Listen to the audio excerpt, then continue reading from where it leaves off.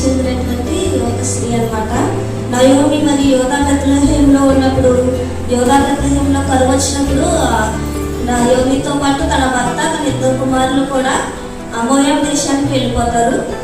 మోయాబు దేశానికి వెళ్ళినప్పుడు Elimelech Naomi భర్త చనిపోయిన తర్వాత నయోమి ఇద్దరు కుమారులు కూడా మోయాబు దేశంలో ఉన్నటువంటి ఇద్దరు అమ్మాయిని చూసి మరి పెళ్లి చేసుకుంటారు.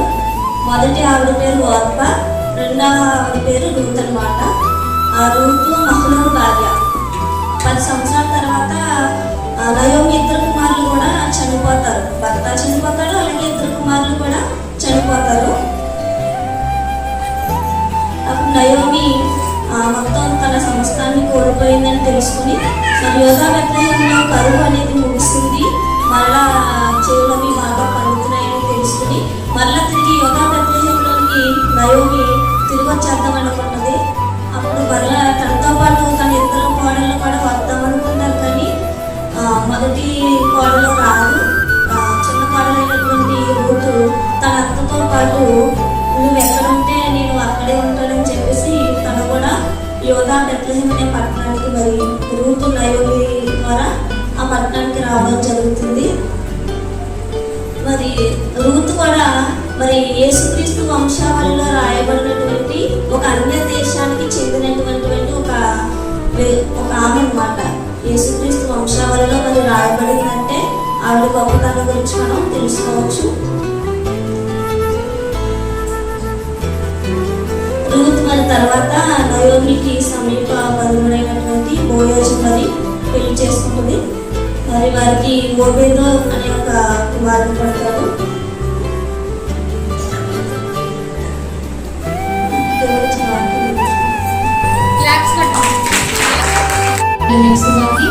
ప్రభు నామములో వందనాలు తెలియజేస్తున్నాను. అలాగే రెండవ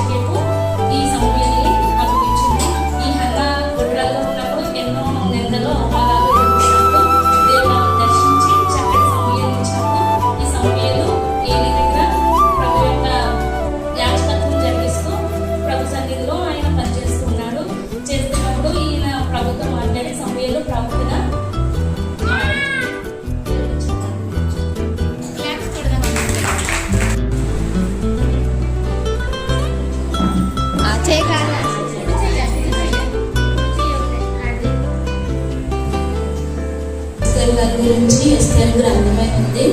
మరి రాజు అయిన అహష్వేరోషు దినములలో మరి రాజు ఒక విందును ఏర్పాటు చేస్తాడు.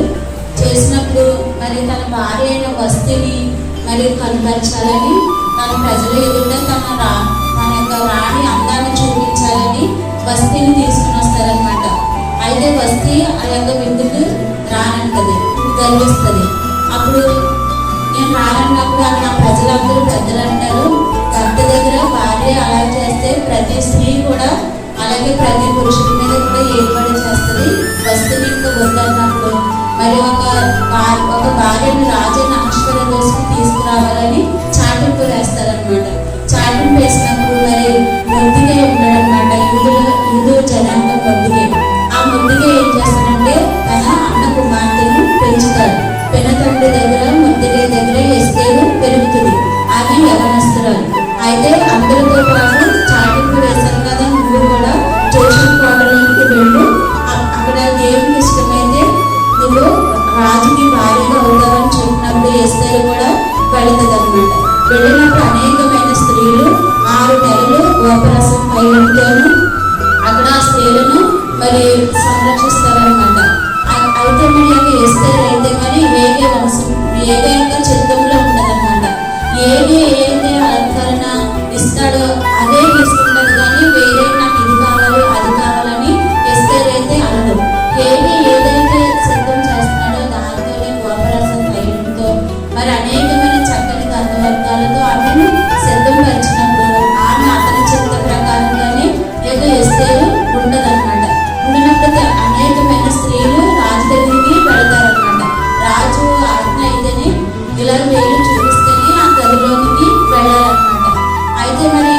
ఎస్తేరు సమయం వచ్చినప్పుడు మరి ఎస్తేరు వెళ్తుంది.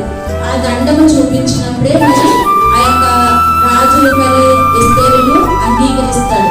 అయితే మళ్ళీ వెళ్ళడానికి కూడా తనకి అవకాశం ఉండదు. ఎందుకంటే యూదులను సంహరించాలని మరి హామాను కుట్ర పన్నుతాడు అనమాట. ఎందుకంటే ట్యూషన్ కోట దగ్గర ముందుగా కాపలా కాస్తారు గేటు దగ్గర.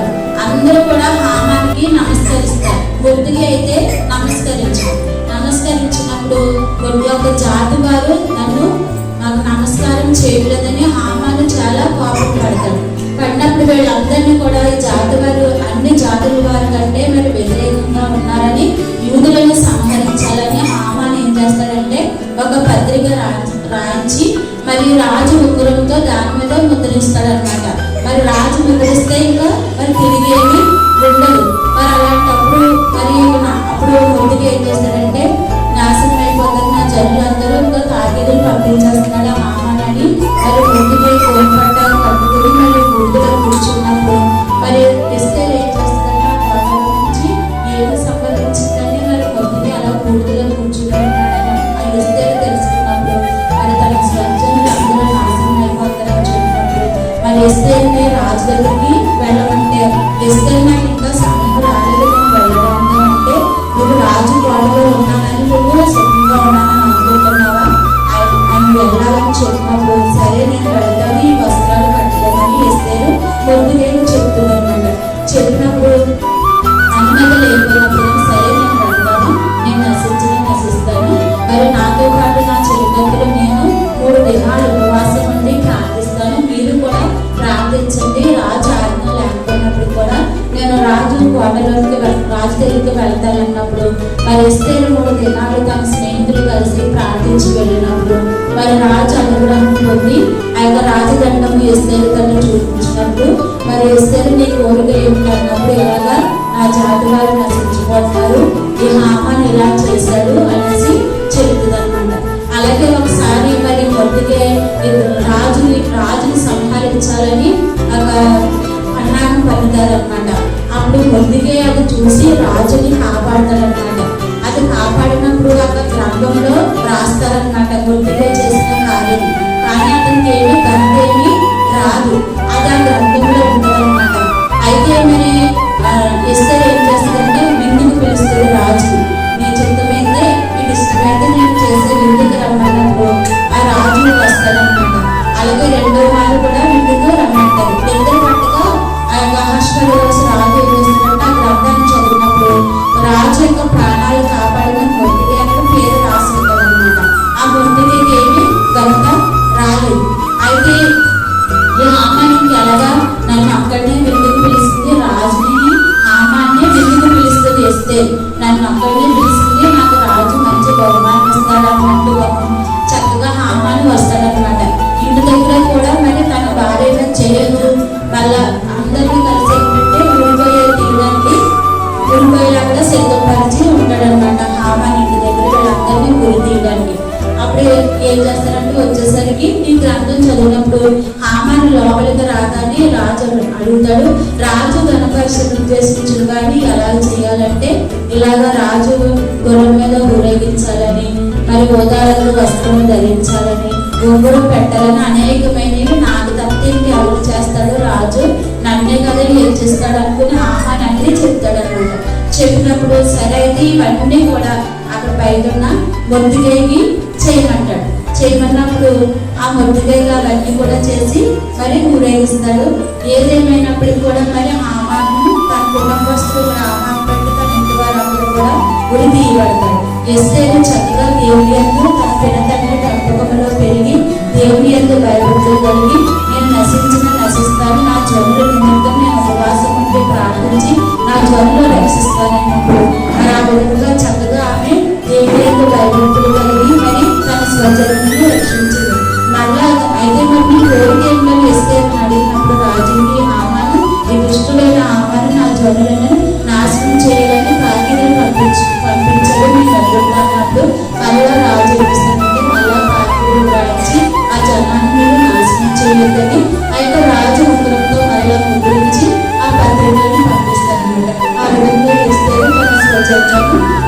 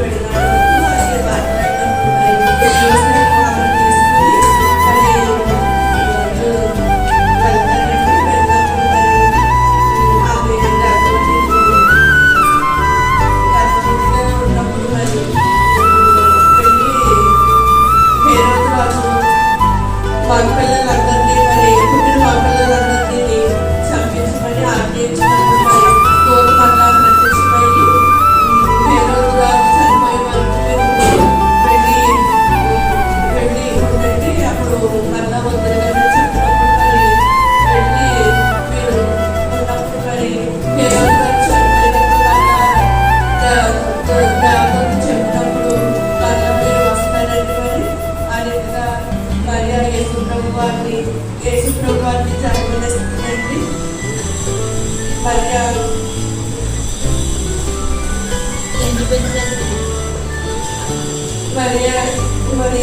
గర్భిణీగా ఉన్నప్పుడు ఎదుగుపరచడానికి వెళ్తుందండి.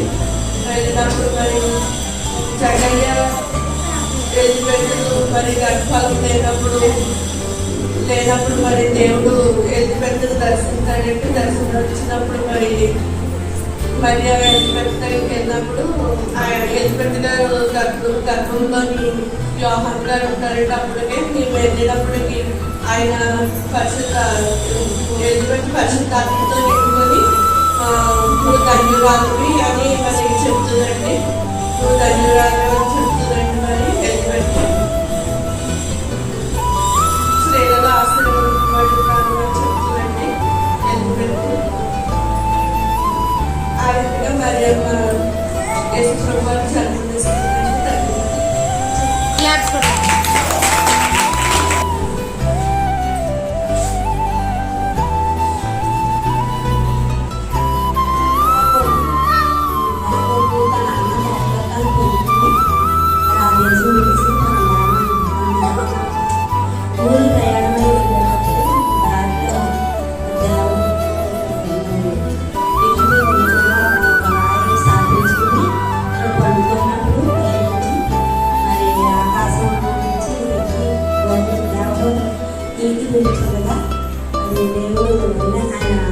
దర్శనం చూసుకున్నారు.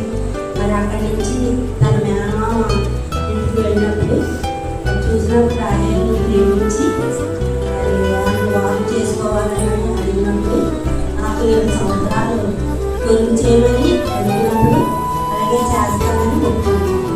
అప్పుడేమో మళ్ళా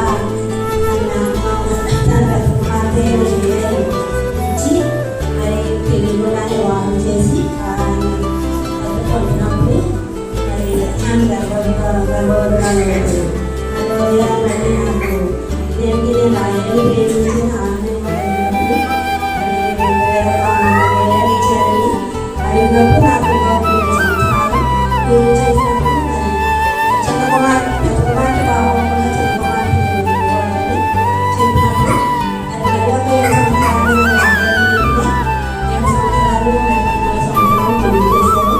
పూర్తి చేసినప్పుడు మరి పిల్లలు మరి 5 ఏళ్ళకి పిల్లలు కలిగినారు. మరి కొంతకాలం అడిగినప్పుడు అది దేవుడిని దర్శించాడు. అతను కూడా మరి అయితే 14 సంవత్సరాలు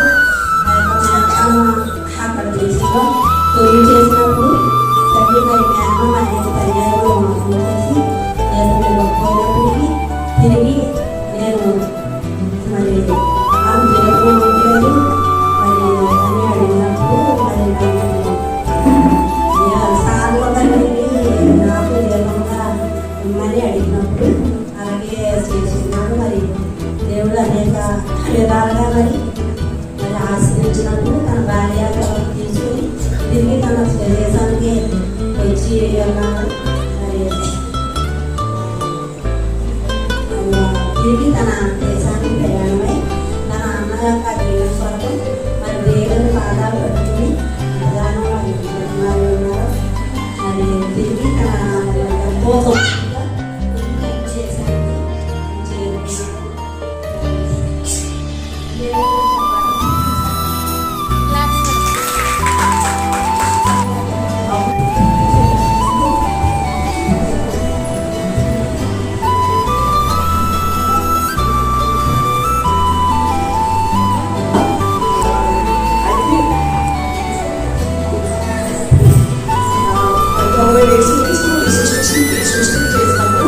మొదటిగా సృష్టి చేసి మనిషి కోసమే అనమాట.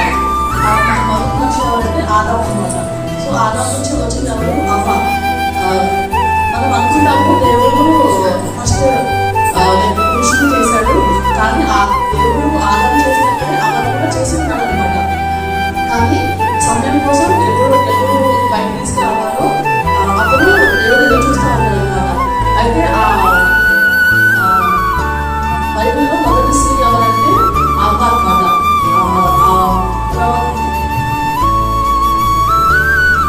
అది ఎంతో దీవెన అనమాట.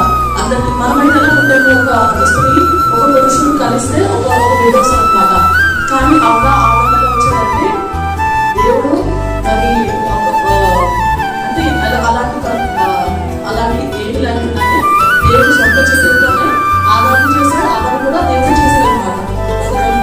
వెలుగుని తీసి అవ్వను చేస్తాడనమాట. అయితే అవ్వ కుడి పక్క ఆదాము కుడి పక్క వెలుగు తీసి అవ్వను చేస్తాడనమాట. తర్వాత అవ్వ ఫస్ట్ టైం కన్సీవ్ అయినప్పుడు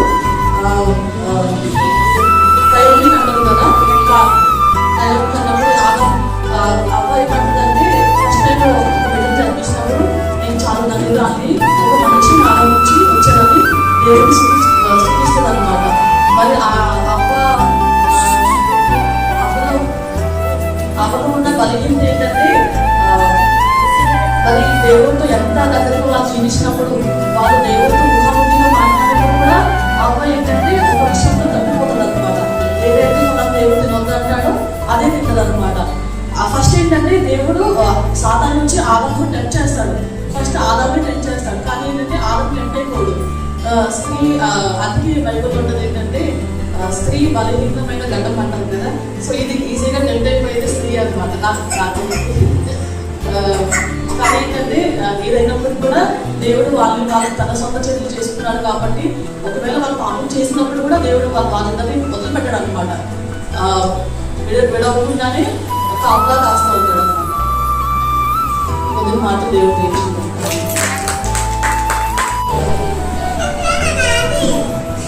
మోషే అహరోను వాళ్ళ అక్క మిరియాము అనే వ్యక్తి తను గొప్ప పాటలు పాడుతూ ఉండేది.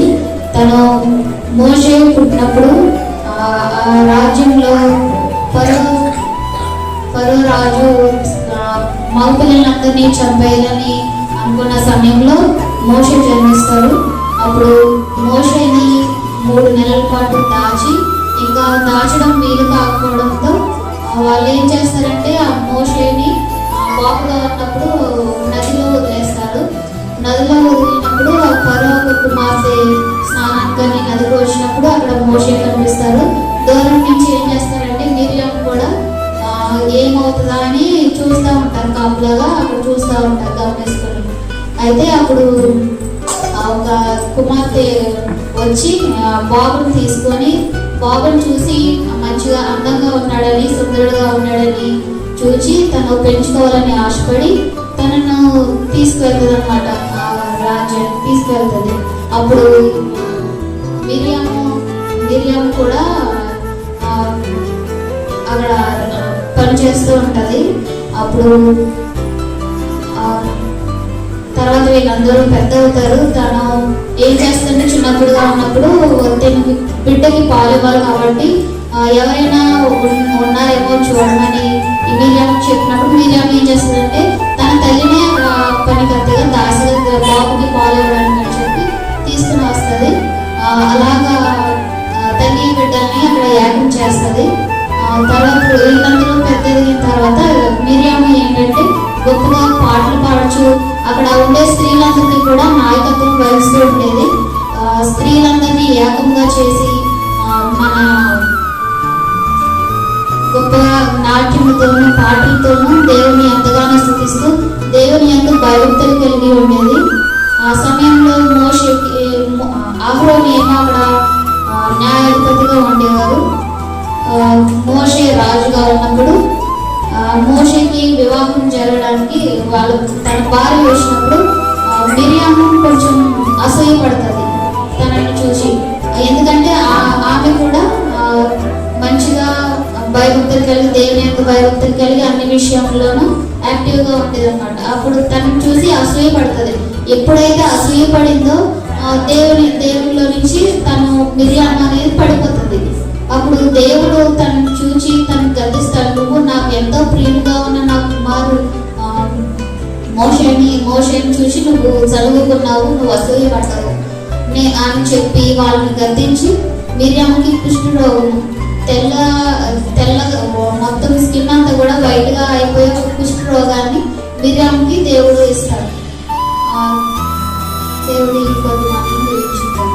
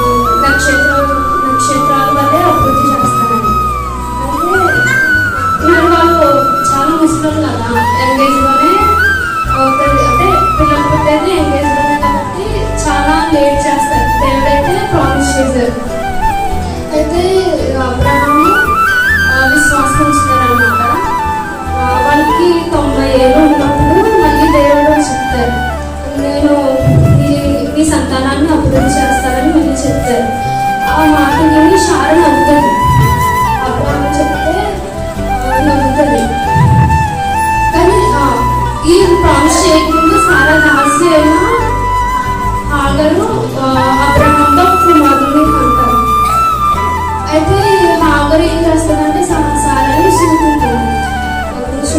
ఇన్స్టార్టింగ్గా మాట్లాడుతుంది, ఇన్సాన్ చేస్తుంది. నీకు ఇంకా పిల్లలు లేరు, నేనైతే కుమారుని కన్నాను, నువ్వు ఇలానే ఉంటావా అనేసి కొంచెం బాధపడేలా మాట్లాడుతుంది. అయితే సారా దేవుని ప్రకటించుకోదు. అయితే దేవుడు ఇలా చెప్తారు కదా, నీ సంతానాన్ని అభివృద్ధి చేస్తానని చెప్పినప్పుడు నవ్వుతుంది సారా. అప్పుడు దేవుడు అడుగుతారు, ఎందుకు నవ్వుతున్నప్పుడు ఎందుకు నవ్వమనేసి అడుగుతారు. లేదు ప్రభా నేను నమ్మలేదు అంటే దేవుడు అంటే లేదు నువ్వు నవ్వము అనేసి దేవుడు అంటారు. అయితే అది జరిగిన 1 yearకి సారా కన్సీవ్ అవుతుంది. అయితే సారా కన్సీవ్ అయినప్పుడు ఇస్సాకుని సారా కంటారు. ఇస్సాకుని సారా కంటే అప్పుడు దేవుడు ఇస్సాకు ఒక 14 years అలా ఉన్నప్పుడు అబ్రహాం చెప్తారు ఇస్సాకు బలిమని చెప్తారు. ఇస్సాకు బలిమని చెప్తే ఏమి మాట్లాడకుండా అబ్రహాం గారు బలిమడానికి ఇస్సాకుని తీసుకెళ్తారు. ఇస్సాకుని తీసుకెళ్ళినప్పుడు అయితే లాస్ట్ వరకు చూస్తారంటే కట్టల మీద పడుకోబెట్టే వరకు చూస్తారు. దేవుడు చూసినప్పుడు కరెక్ట్గా బలిచ్చే ముందు అబ్రహాం గారిని ఆపి బలివ్వద్దు అని చెప్పి ఇస్సాకుని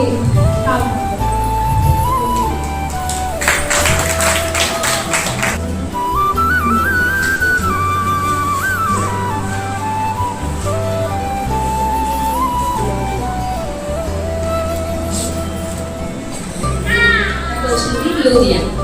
ఈ లూదియా క్రిస్తైన పట్టణస్తురాలు. ఈమె గోదావరికి ముక్కుపడి అమ్ముకుంటూ తన యొక్క జీవనాన్ని కొనసాగించేది.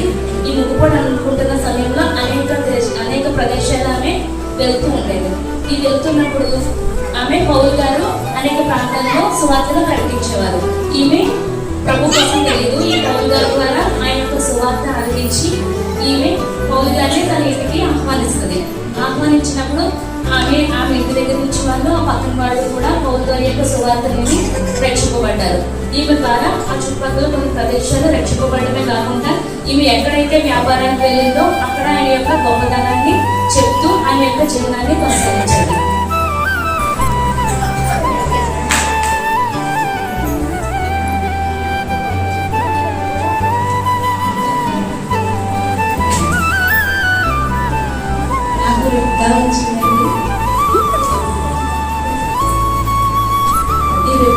బెతుయేలు కుమార్తె.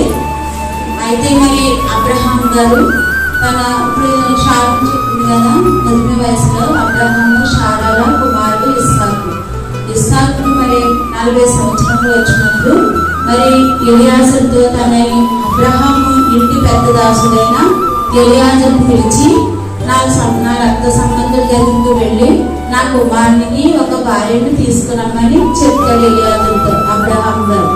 అయితే మరి అక్కడికి నా కుమారుడు అయితే రాడు, ఆమె ఇస్సాకు దగ్గరికి రావాలని అబ్రహాం గారు చెప్తారు. ఒకవేళ ఆమె రానంటే ఏం చేయాలని ముందుగానే ఎలియాజరు అడుగుతాడు అనమాట. అడిగినప్పుడు అక్కడ దేవుడికి సహాయం చేస్తాడని అబ్రహాం గారు ఎలియాజరుతో చెప్తారనమాట. అయితే ఎలియాజరు గారు మరి ఒంటెలను సిద్ధపరచుకుని మరి ప్రయాణం చేసి వెళ్తారనమాట. వెళ్ళినప్పుడు అక్కడ మరి నేను మోకరించి ప్రార్థన చేసుకుంటారు. ఎవరు? ఎలియాజరు గారు. ఎవరైతే ఈ బావి దగ్గరికి నీళ్లు చేరుకొనడానికి వచ్చినప్పుడు మరి తన 10 ఒంటెలకు నాకు నా పని వారికి ఈ యొక్క నూతుల నుంచి నీళ్లు తోడి ఎవరైతే వేస్తారో ఆమె నా యజమాని కుమారునికి భార్య అవుతుందని ఎలియాజరు గారు మోకరించి ప్రార్థిస్తారు. అప్పుడు మరి అక్కడ చక్కటి కన్యకలు అందరూ కూడా మరి అక్కడ బావి దగ్గరికి వచ్చి నీళ్లు చేరుకోవడానికి వస్తారనమాట. అప్పుడు ఎలియాజరు దాహం అడుగుతారనమాట రెబెకాను చూసి. అప్పుడు రెబెకా సరే నీ పనివారికి అలాగే 10 మంది నీ ఒంటెలకు కూడా నేను దాహం తీరుస్తానని ఆమె ఆ యొక్క నీళ్ళని చేరి కూడా రెబెకా మరి తన ఒంటెలు ఎలియాజరు ఒంటెలకు తన పనివారికి కూడా మరి దాహం తీరుస్తుంది అనమాట. అప్పుడు దేవుడిని మళ్ళా కూడా ఎలియాజరు ప్రార్థిస్తాడనమాట. నువ్వెవరు ప్రార్థించినప్పుడు దేవుడు చెప్తాడు ఏమన్నప్పుడు నువ్వెవరు కుమార్తె అంటే నేను బెతుయేలు కుమార్తెను లాబాను సహోదరుడు అని చెప్తుంది. అయితే మా ఇంటికి రమ్మన్న వెళ్తారు. వెళ్ళినప్పుడు తన పశువులకి మేపనేసి మరి తన అందరికీ కూడా వారి ఆహారాన్ని సిద్ధపరుస్తారనమాట.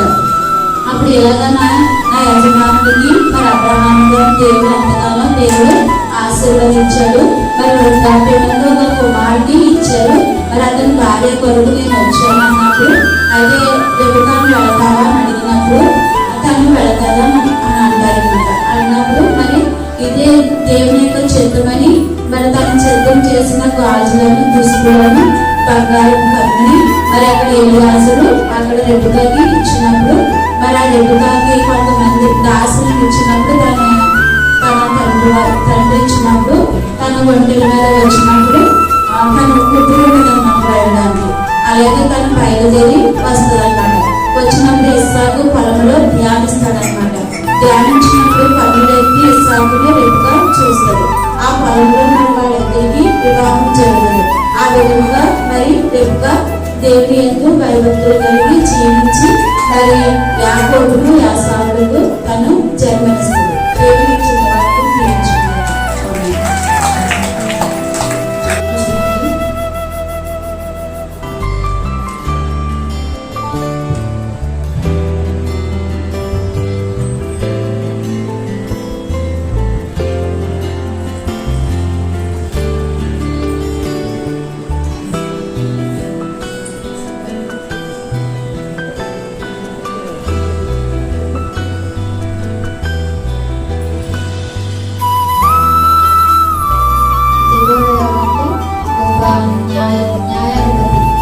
అలాగే ఇజ్రాయేల్ దేశంలో మొట్టమొదటిసారిగా అలాగే ఏకైక న్యాయాధిపతిగా దేవుడు ఇజ్రాయేల్ దేశంలో ఆమెను నియమించుకున్నారు. అదేవిధంగా ఆమె ఒక ప్రవక్తని కూడా దేవుడు ఆ రోజుల్లో గొప్ప గొప్ప ప్రవక్తలు ఉండే ఆ కాలంలో ఈమె కూడా ఒక ప్రవక్తగా దేవుని పనిచేస్తూ ఉండేది. అలాగే స్త్రీలని ఆ రోజుల్లో ఎంతో డామినేట్ చేసే ఆ రోజుల్లో ఈ దెబ్బల అనే స్త్రీ న్యాయాధిపతిగా ఉండడం అది మామూలు విషయం కాదని దేవుని అందు ఎంతో భయభక్తులు కలిగి దేవుని చిత్తానుసారంగా నడుచుకోవచ్చు. దేవుని యొక్క చిత్తంలో ఆమె న్యాయాధిపతిగా ఇజ్రాయెల్ దేశంలో నియమించబడింది. అయితే దేవుడు ఇజ్రాయెల్లో కొంతమంది ప్రజలు దేవునికి వ్యతిరేకంగా నడుచుకుంటూ ఉండేవారు. వారందరినీ కూడా దేవుడు సిసెరా రాజుకి అప్పగించారు.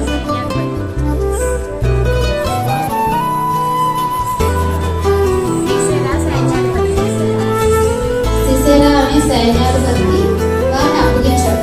సిసెరా ఏం చేశారంటే 20 సంవత్సరాల నుంచి వారిని అనేక బాధలు చాలా హింసలు పెడుతూ ఉండేవారు. అప్పుడు ఆ ఇశ్రాయేలు ప్రజలందరూ దేవుని ప్రార్థించారు. మమ్మల్ని విడిపించుకురావా, మమ్మల్ని క్షమించి మమ్మల్ని విడిపించారంటూ ఎంతో ప్రార్థించారు. దేవుని ఆ ప్రార్థన విని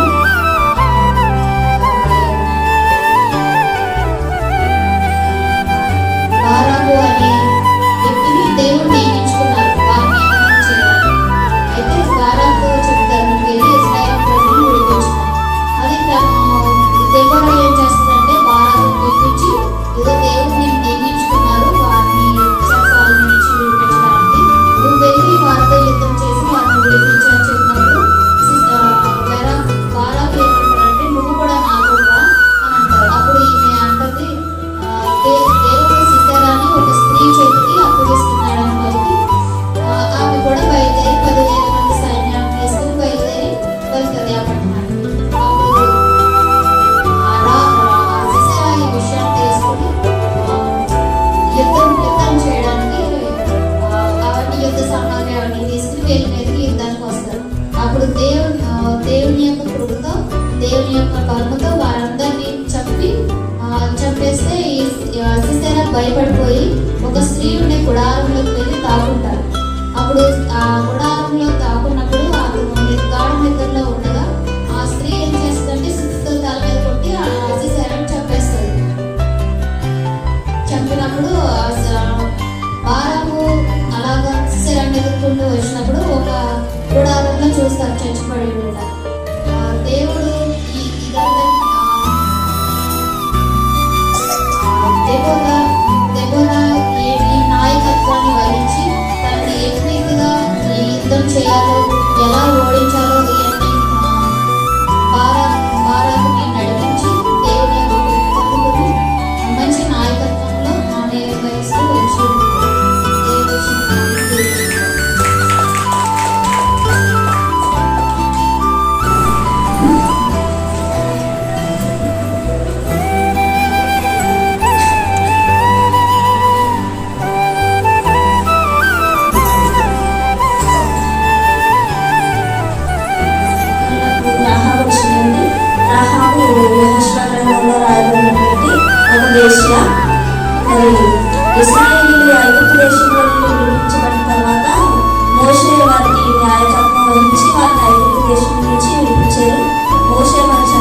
తర్వాత ఆ బాధ్యత యెహోషువ గారు తీసుకున్నారు. మరి యెహోషువ మరి ఎన్నో పట్టణాలను జయించారు. మరి ఎన్నో పట్టణం జయించేటప్పుడు యెహోషువ మరి ముందుగా ఆ పట్టణాన్ని చూడమని ఇద్దరిని సైనికులు మరి వేరు చూడమని ఆ ఎరుకో పట్టణానికి పంపించినప్పుడు అక్కడ ఎరుకో పట్టణం యొక్క త్యాగాల మీద ఈ యొక్క రాహాబు అనే వేష మరి ఇల్లు ఉందండి. మరి ఇశ్రాయేల్ సైనికుల నుంచి ఒక ఇద్దరు వేరుగా వచ్చారు మరి ఎరుకో పట్టణాన్ని చూడడానికి. ఆ దేశపు రాజు మరి తెలుసుకున్నాడు. తెలుసుకుని వారు ఎక్కడ ఉన్నారో అని చెప్పేసి ఈ ఎరుకో సైనికులకు ఆజ్ఞాపించినప్పుడు ఈ ఇశ్రాయేల్ నుంచి వచ్చినటువంటి ఇద్దరు వేరు వారు కూడా మరి పారిపోతున్నప్పుడు వారు రాహాబు అనే వేశ్య ఇంటికి వచ్చినప్పుడు ఆ రాహాబు వారిని దాచిపెట్టింది. మరి ఎంతో ధైర్యంగా వారిని తప్పించిందని తన ముందు మీద వారిని దాచిపెట్టింది.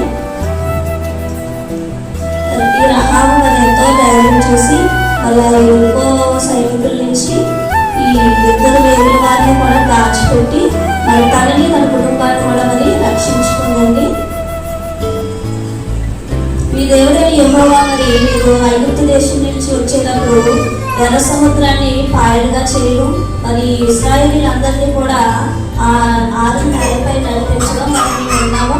మరి మీ దేవుని ఎదుట ఎవరో కూడా సరిపోయిన వారు కాదు. తప్పక మీ దేవుడు మరలా ఈ ఎరుకో పట్టణాన్ని నశింపజేస్తున్నాడని మీకు ఈ దేశాన్ని అప్పగిస్తున్నాడని నేను నమ్ముచున్నాను. నేను మీకు ఉపకారం చేశాను కాబట్టి మరలా మీరు ఇశ్రాయేల్ సైన్యం అంతా కూడా ఈ ఎరుకో పట్టణానికి జయించడానికి వచ్చినప్పుడు మీరు నన్ను నా కుటుంబాన్ని కూడా మరి నశింపకుండా చేయవచ్చు. మీరు నా ఆనవాళ్ళని రాహబడినప్పుడు ఆ వేగుల వారు మరి సరే అని ఒక కిటికీకి ఒక తాడు కట్టుకోమని చెప్పి ఆనవాళ్ళిస్తారండి. మరి రాహాబు ఒక ఎర్రని దారాన్ని తన ఇల్లు కిటికీకి కట్టినప్పుడు మరి ఇశ్రాయేలు మరలా తిరిగి ఎరుకో పట్టణాన్ని చేయించడానికి వెళ్ళినప్పుడు మరి ఈ వేగుల వారు ముందు అక్కడ తిరిగి ఇశ్రాయేల్ సైన్యం దగ్గరికి వెళ్ళిపోయినప్పుడు యెహోషువతో ఎలాగ మేము ఎరుకో పట్టణాన్ని మరి చూడడానికి వెళ్ళినప్పుడు అక్కడ ఒక వేశ్య మరి మమ్మల్ని కాచి వారి నుంచి రక్షించింది. మనము వారిని వారి కుటుంబాన్ని అంతా కూడా నశింపకుండా వారికి ఏ హాని కూడా మనం కలిగించకుండా ఉండాలని చెప్పేసి ముందు చెప్పారు. కాబట్టి మరలా వీళ్ళు ఇశ్రాయేల్ అందరూ కలిపి ఆ ఎరుకో పట్టణాన్ని దండించడానికి మరి వెళ్ళినప్పుడు ఆ యొక్క రాహాబు అనే కుటుంబాన్ని తన అన్నదమ్ములను అలాగే అక్క చెల్లెలను అందరినీ కూడా మన రాహాబు రక్షించుకుందండి. యేసుక్రీస్తు వంశావళిలో రాయబడినటువంటి ఒక వేశ్య పేరు మరి యేసుక్రీస్తు వంశావళిలో రాయబడింది. రాహాబు మరి ఎవరో కాదు, బోయాజు గారు తల్లిండి. ఇందాక చెప్పుకున్నాం కదా గుర్తు బోయాజు గురించి. ఆ బోయాజు యొక్క తల్లి ఈ రాహాబు అన్నమాట. మరి యేసుక్రీస్తు వంశావళిలో రాయబడిందంటే ఆవిడ పేరు చాలా ప్రత్యేకమైనది. మరి ఒక స్త్రీ పేరు బైబిల్లో రాయబడటమే ఒక గొప్పతనం. అలాంటిది ఒక పరాయి దేశంలో చెందినటువంటి ఒక వ్యక్తి అలాగే తను మరి తన పాపాన్ని విడిచిపెట్టి తననే కాకుండా తనని తన కుటుంబాన్ని తన అన్నదమ్ములను తల్లిదండ్రులను అందరినీ కూడా రక్షించుకుని మరి యేసుక్రీస్తులో కాబట్టి నడిపించబడింది. మరి యేసు వంశాలలో రాయబడింది. మరి దాన్ని కలిగింది.